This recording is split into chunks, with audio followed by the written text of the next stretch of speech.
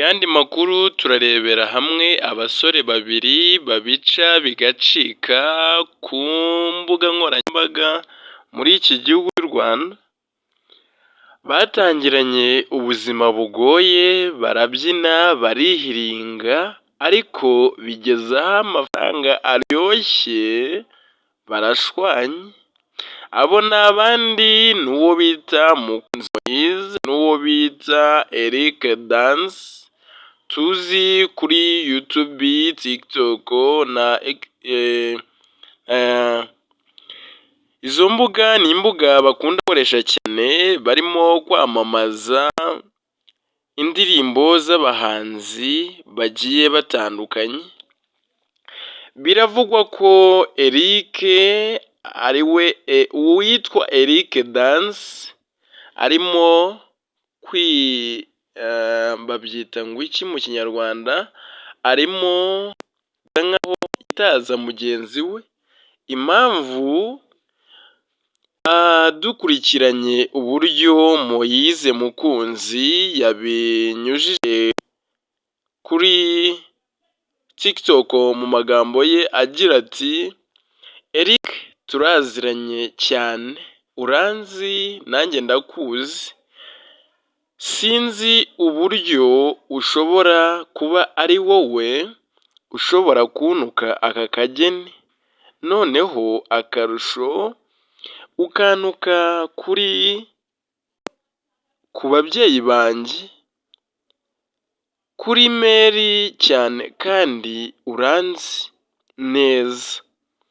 Ibi ntago ariko byakagombye kugenda kuko yamututse, ntago tubisubiramo byose uko byagenze, ariko yavuze ati ibyo umbwira uzi neza ko ntaho nabikura ariko sinzi impamvu.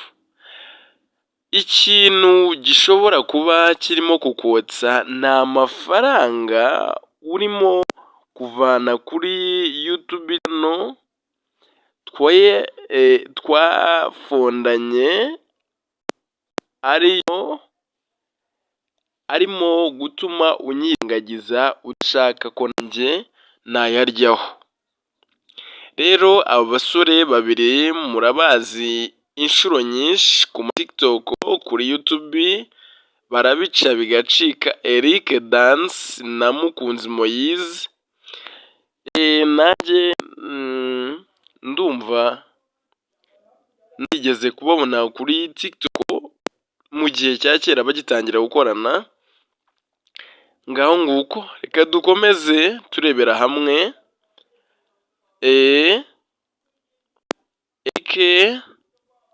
Eric arashaka amafaranga kuzajya yarya wenyine kandi bigaragara yuko bose bavunikanye. Ni bya bindi nyine umunyarwanda umuzamura, ntabwo ari twese ariko ngo ubundi ngutokora umuntu ikintu kiri mu jisho rye bikaba ngombwa yuko ari gukanurira. Uwo mugani wawuciye menya atarabeshye.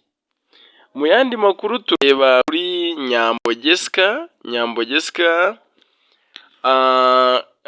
DJ Crash aheruka kuvugaho yuko uyu mukobwa ari mu bakobwa banuka, ariko reka tubirebere hamwe.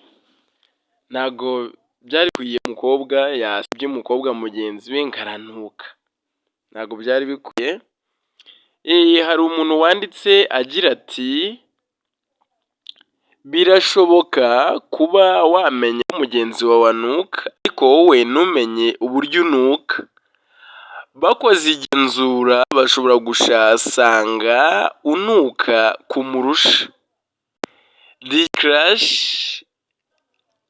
DJ Crash nawe yigenzuye ntiyasanga ari tayari. Amakuru y'ibyamamare twari dufite yarayo, turebere hamwe. Mukunzi Moise ni ikigaragara yuko aya ni amagambo yanditswe n'umukunzi wacu. Twongere kubibutsa yuko ari channel Everman TV show, Mukunzi Moise ari mu gahinda gakomeye, ariko ihangane bibaho, nubwo na Mary ariko Imana irakuzi. Mu yandi makuru bakomeje kugaruka ku kibazo cya Nyambo Jessica, umukunzi we Titi nawe yaratangaje aravuga ati njyewe inshuro nyinshi nari ndi kumwe na Nyambo niwe mukobwa uhumura neza, ariko sinzi impamvu bakoze kampayini yo gusebya Nyambo ngo aranuka. Biragaragara ko uwo muntu abifitemo ubushake